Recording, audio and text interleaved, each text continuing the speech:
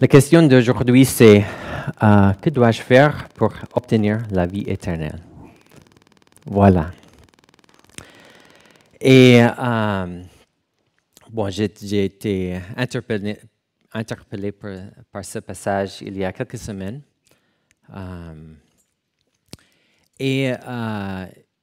Après, deux personnes m'ont posé cette question.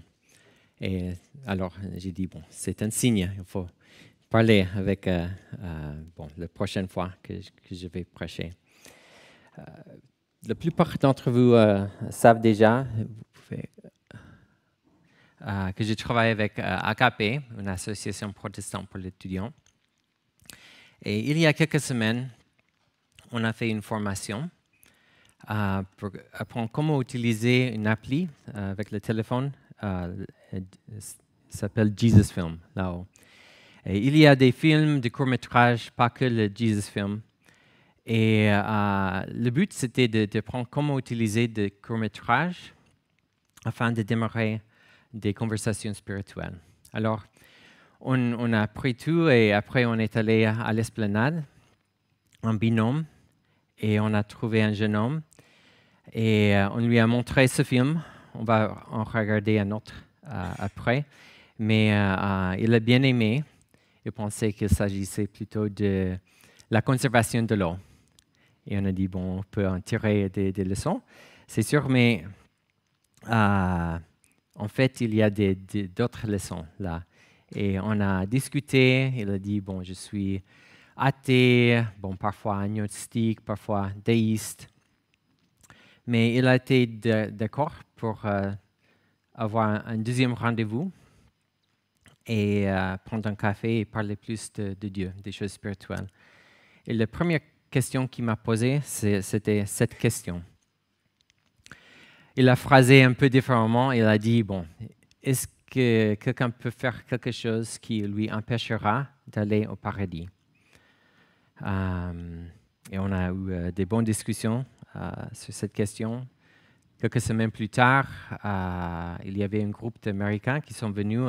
Ils étaient là, parmi vous. Et on est allé à la fac et on a trouvé un autre étudiant qui était intéressé. Deuxième rendez-vous, il a posé cette question. Qu'est-ce qu'il faut faire pour aller au paradis? Alors, c'est une question qui a été posée à Jésus il y a 2000 ans, mais c'est toujours courant. Mais avant de lire l'histoire, je voudrais expliquer un peu le contexte. L'histoire se trouve dans l'évangile de Marc. Marc, c'était Jean, mais on l'appelait Marc. Il était cousin de Barnabé. Il a aidé Paul et Barnabé dans la première mission. Après, il les a abandonnés. Et Paul a eu un gros conflit avec Barnabé après. Ils se sont partis dans différentes directions. Mais après, Marc a mûri et Paul a reconnu qu'il était utile pour le ministère. Et il a aidé Pierre aussi. Et Pierre l'a confié la tâche de mettre par écrit tous ces récits par rapport à Jésus. Et c'est probablement ça qu'il avait en tête quand il a écrit 2 Pierre 1,15. Mais je ferai en sorte qu'après mon départ, vous puissiez en toute occasion vous souvenir de ces enseignements.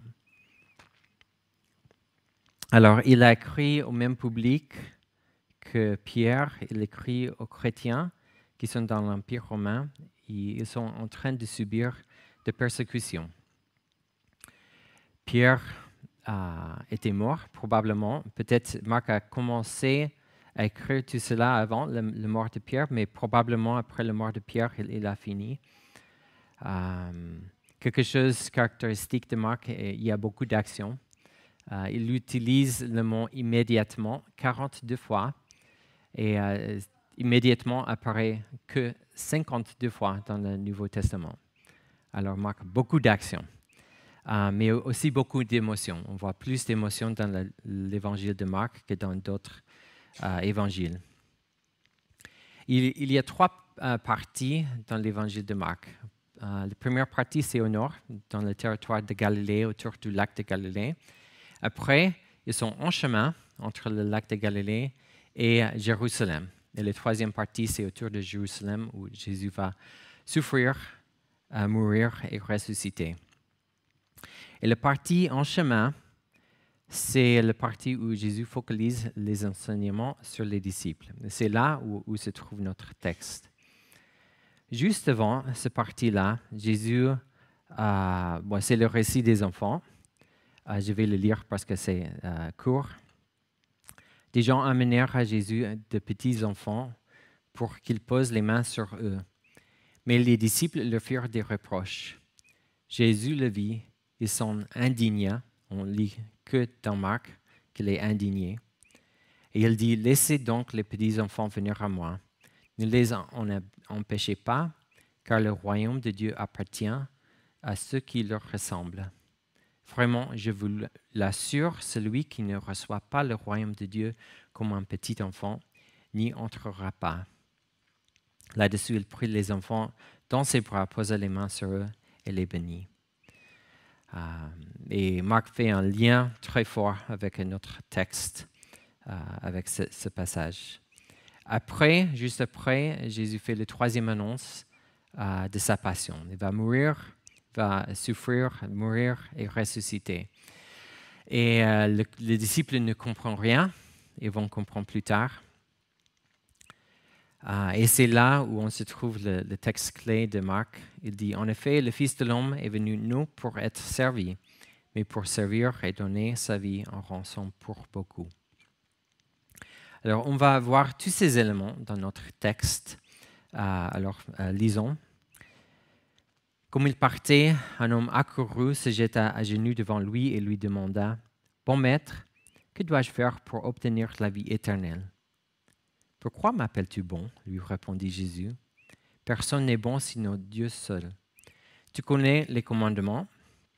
Ne commets pas de meurtre, ne commets pas d'adultère, ne vole pas, ne porte pas de faux témoignages, ne fais de tort à personne, honore ton père et ta mère. » « Maître, répondit l'homme, tout cela, je l'ai appliqué depuis ma jeunesse. Jésus posa sur cet homme un regard plein d'amour et lui dit, « Il ne te manque qu'une chose. Va, vends tout ce que tu possèdes, donne le produit de la vente aux pauvres, et tu auras un capital au ciel. Puis viens et suis-moi. » En entendant ces paroles, l'homme s'assombrit et s'en alla, tout triste, car il était très riche. Jésus parcourut du regard le cercle de ses disciples, puis il leur dit qu'il est difficile à ceux qui ont des richesses d'entrer dans le royaume de Dieu. Cette parole les surprit, mais Jésus insista. « Oui, mes enfants, qu'il est difficile d'entrer dans le royaume de Dieu. Il est plus facile à un chameau de passer par le trou d'une aiguille qu'à un riche d'entrer dans le royaume de Dieu. » Les disciples furent encore plus étonnés. Et ils se demandaient entre eux, « Mais alors, qui peut être sauvé ?» Jésus les regarda et leur dit, « Aux hommes, c'est impossible, mais non à Dieu, car tout est possible à Dieu. » Alors Pierre demanda, « Et nous? Nous avons tout quitté pour te suivre. » Jésus répondit, « Vraiment, je vous l'assure, si quelqu'un quitte à cause de moi et de l'Évangile, sa maison, ses frères, ses sœurs, sa mère, son père, ses enfants ou ses terres, il recevra 100 fois plus dès à présent, des maisons, des frères, des sœurs, des mères, des enfants, des terres, avec des persécutions, et dans le monde à venir, la vie éternelle. Mais beaucoup qui sont maintenant les premiers seront les derniers, et beaucoup qui sont maintenant les derniers seront les premiers. » Jésus ici, il parle de la vie éternelle. Il va parler du prix de la vie éternelle, après de la possibilité de la vie éternelle et enfin des privilèges de la vie éternelle. D'abord le prix. Comme il partait, dans le grec, le mot c'est « il était en chemin ». Marc nous rappelle qu'il est dans cette section entre Galilée et Jérusalem. Il est en chemin et un homme accourut, sauf dans le grec, le mot homme ne paraît pas, c'est un. Un vient en courant. Et on va noter dans ce passage 3 fois le chiffre 1 apparaît. D'abord, un homme, et il vient en courant, il se jette à genoux. Dans cette époque-là, ce n'était pas très c'était pas la meilleure manière de se présenter. Seulement les esclaves, les serviteurs couraient, se jetaient à genoux, mais pas les personnes normales et surtout pas les hommes riches. Pourtant, on apprend plus tard, cet homme est riche. Alors, il s'humilie devant Jésus. Il a ce désir, il est un peu désespéré, il veut avoir la vie éternelle. On dirait qu'il commence plutôt bien, n'est-ce pas? Après, il pose la question, « Bon maître, que dois-je faire pour obtenir la vie éternelle ?» Mais Jésus répond, « Pourquoi m'appelles-tu bon? Personne n'est bon sinon Dieu seul. » Le deuxième un, il n'y a qu'un qui est bon, et c'est Dieu. Et Jésus veut recadrer la question. L'homme ne voit pas clair les choses. Jésus va l'aider à comprendre mieux. Le jeune homme avec lequel j'ai pris le café, il me demandait si s'il pourrait faire quelque chose qui lui empêcherait d'entrer dans le ciel. J'ai dit, bon, il faut expliquer un peu parce que, en fait, tout ce que tu fais t'empêche d'aller au ciel. Parce qu'on est pécheur, on ne peut pas aller au ciel. Et Jésus veut faire réfléchir ce jeune homme.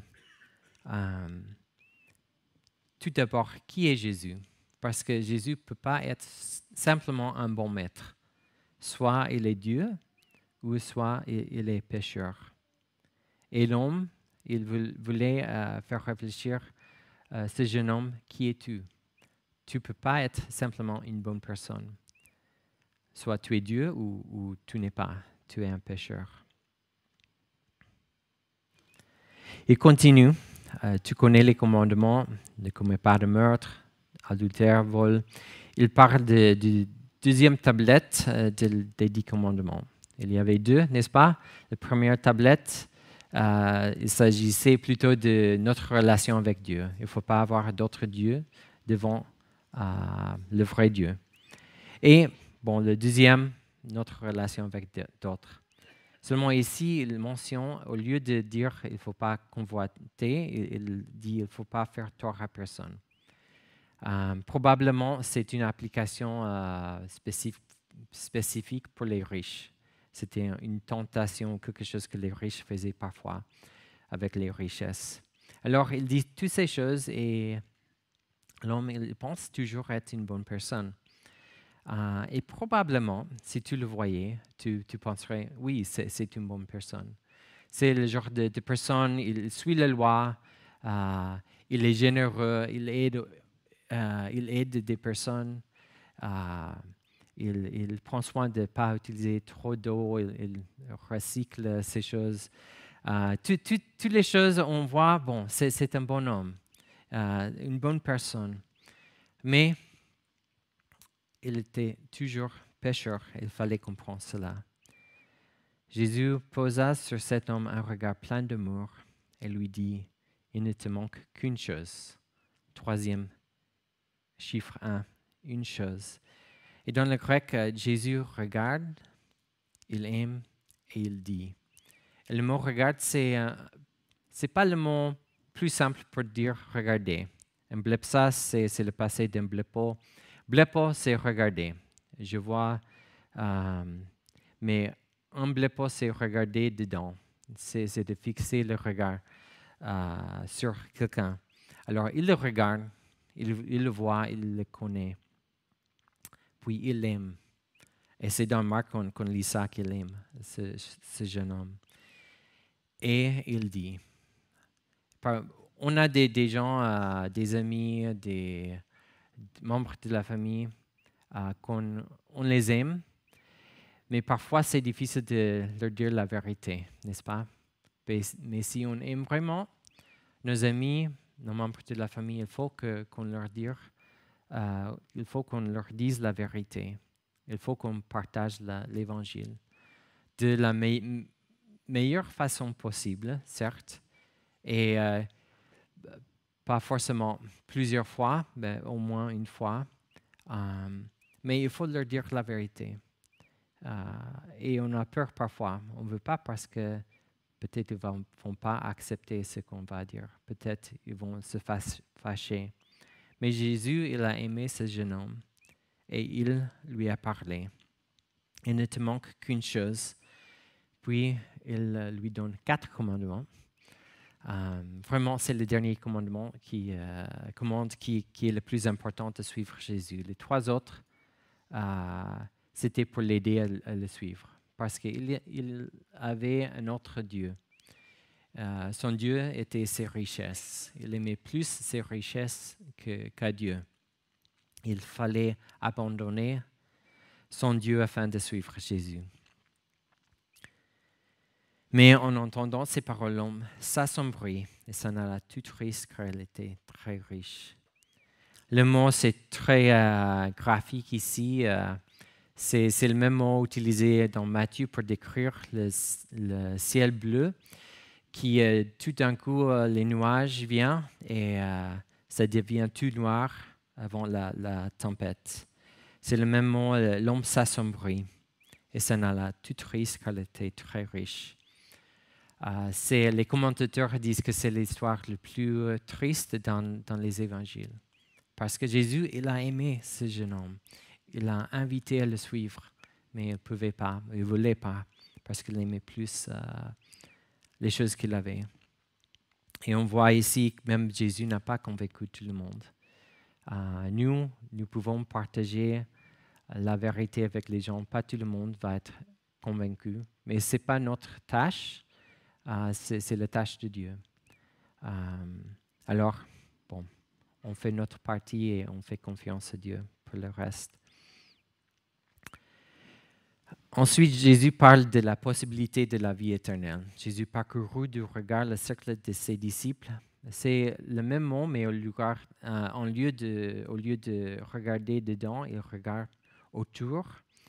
Il parle aux disciples, il focalise l'enseignement sur les disciples. Il dit qu'il est difficile à ceux qui ont des richesses d'entrer dans le royaume de Dieu. À l'époque, parfois les gens voyaient les gens riches et ils pensaient que c'était des personnes bénies par Dieu. Bon, pas tous les riches, mais à l'époque, ils pensaient à Abraham, ils pensaient à David, ils pensaient à Job, des hommes riches bénis par Dieu avec des richesses, parce qu'ils suivaient Dieu et Dieu leur donnait beaucoup.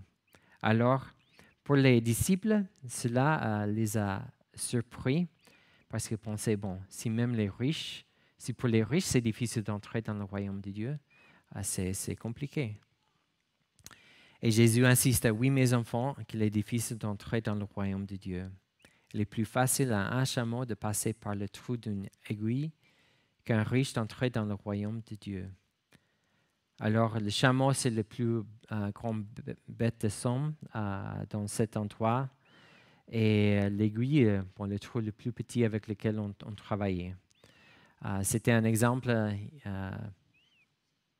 c'est impossible, n'est-ce pas? Les disciples ont bien compris cela, c'est pour cela qu'ils sont encore plus étonnés. Et ils demandent, mais alors qui peut être sauvé? Et on note ici le salut, entrer dans le royaume de Dieu, le futur au ciel, la vie éternelle. Tout cela vient ensemble. Jésus ne fait pas de différence entre toutes ces choses. C'est un peu près la même idée. Il ne va pas expliquer toute l'eschatologie. On ne va non plus l'expliquer ici. Mais c'est l'espoir qu'on a avec Dieu dans le futur. Jésus les regarda de nouveau, c'est le regard fixe sur eux, et il dit, aux hommes c'est impossible, mais non à Dieu, car tout est possible à Dieu. Le salut est un miracle. Et parfois on voit des gens et on a des membres de la famille, on prie pour eux depuis des décennies d'années, et il semble impossible qu'ils vont tourner vers Dieu. Mais Dieu peut faire des miracles. Et alors, continuons à prier pour nos êtres aimés. Il faut faire confiance à Dieu. On ne sait jamais ce qui va arriver, mais Dieu peut. Alors, continuons à prier pour nos êtres aimés. Bon, le texte finit avec les privilèges de la vie éternelle. Alors, Pierre demanda, et nous avons tout quitté pour te suivre.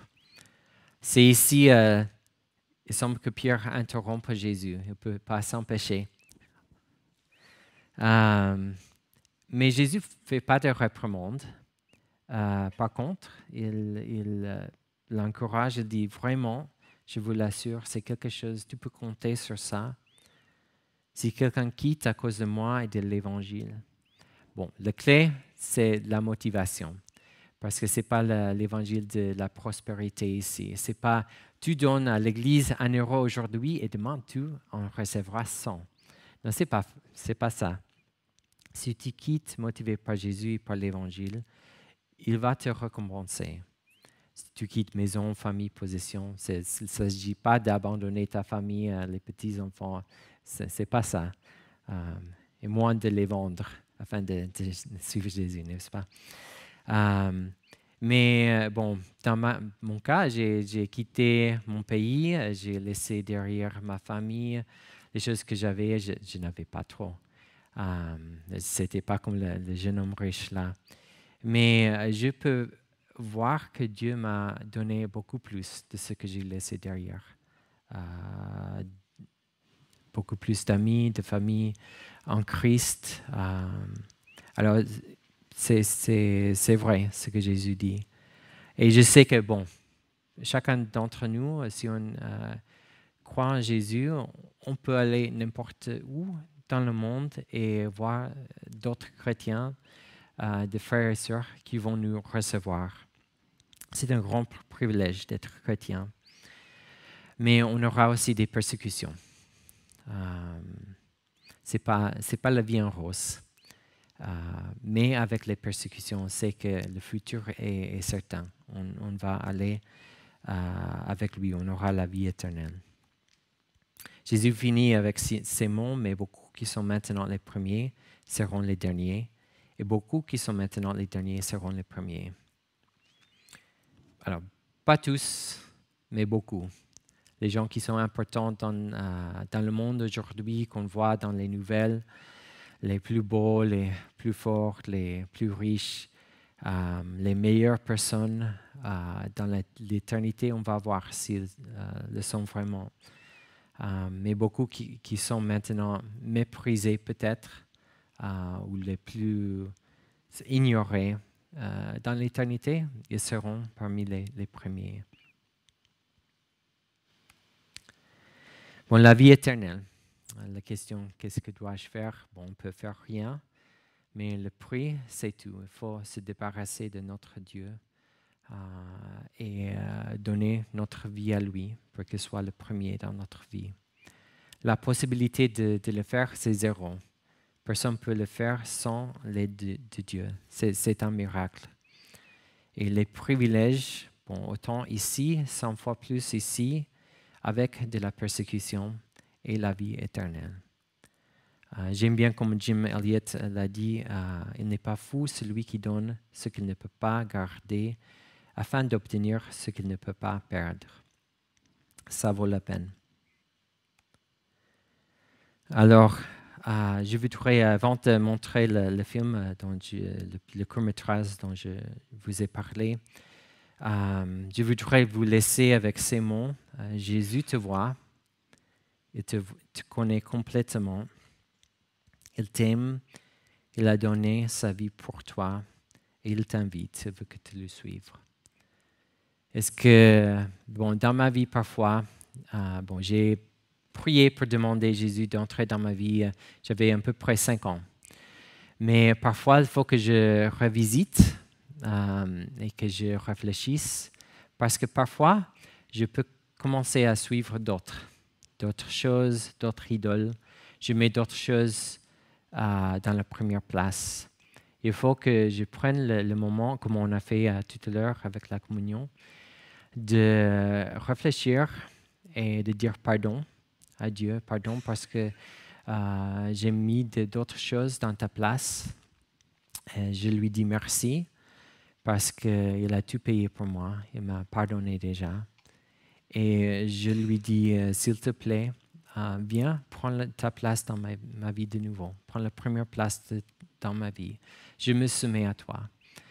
Parfois, c'est difficile parce que j'aime trop les autres choses.